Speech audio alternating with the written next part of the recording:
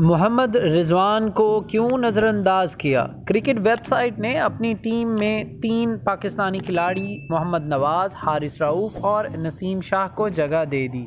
Asia cup 2022 کے اختتام پر cricket کی ویب سائٹ کرک انفو نے اپنی ٹیم بنائی ہے، جس میں ICC T20 ریٹنگ کے ٹاپ بیٹر محمد رضوان کو نظر انداز کر دیا گیا۔ کرک انفو نے اپنی ٹیم منتخب کی ہے، جس میں پاکستان کے 3 کھلاڑیوں کو شامل کیا گیا ہے، جن میں محمد نواز، حارث رؤف اور نسیم شاہ شامل ہیں۔ تاہم بیٹنگ میں کسی پاکستانی بیٹر کو اسکواڈ کا حصہ نہیں بنایا گیا۔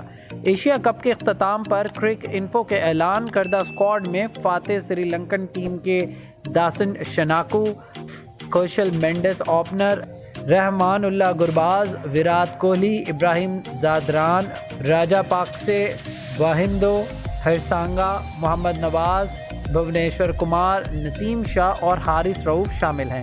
دوسری جانب شائقین کرکٹ کی جانب سے قومی کرکٹ ٹیم کے وکٹ کیپر بیٹر محمد رضوان کو ایونٹ میں سب سے زیادہ 281 رن سکور کرنے کے باوجود اسکواڈ کا حصہ نہ بنانے پر کرک انفو کے اسکواڈ پر شدید تنقید کی جا رہی ہے۔